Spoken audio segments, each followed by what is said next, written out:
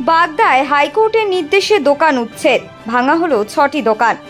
বাগদার মামা ভাগিনায় পূর্ত দপ্তরের জায়গা দখল করে দোকান করার অভিযোগে 6টি দোকান ভেঙে ফেলা হলো হাইকোর্টের নির্দেশে।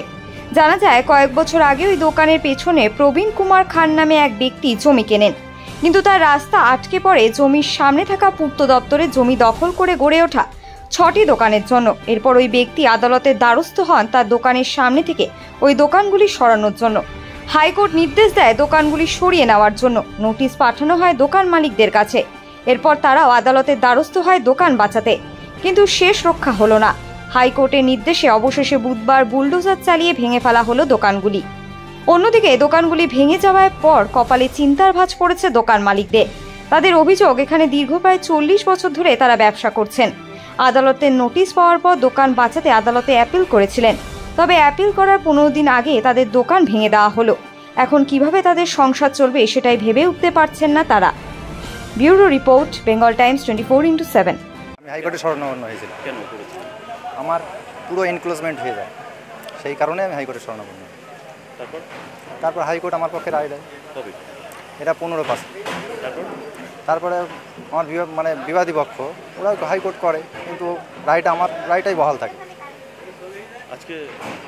আজকে মহামান্য হাইকোর্টের আদেশে প্রক্রিয়া পুরো প্রসেসিং কাজ চলছে, এটা দখল মুক্ত হচ্ছে।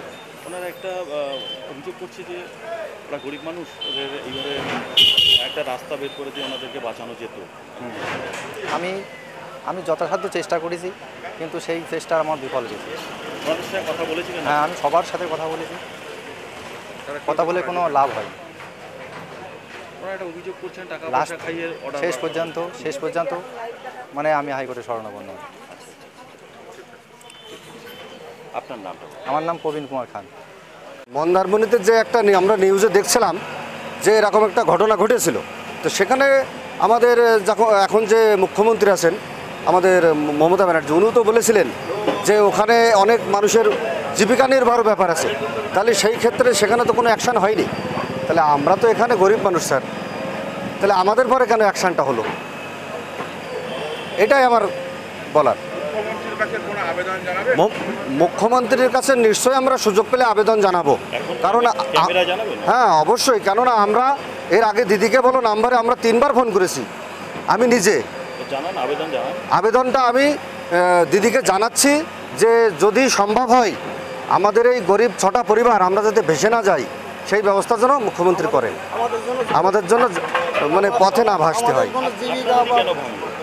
আমাদের যে কেন ভাঙলো, ওই প্রবীণ খা, ওই গরিব মানুষ আমরা, এবার ওর জমি জায়গা আছে অনেক মাঠে ঘাটে। হ্যাঁ, এবার কি বলেন তো, ও খুব পয়সা করে দিয়ে হয়তো সব জায়গায় কাজ করেছে, আমরা বুঝতে পারিনি। আমাদেরকে কোনোদিন বলেও নি যে হে আমি কিন্তু কেস করছি। সব পিডব্লিউডির পরে এই বাজারটাই পিডব্লিউডির পরে।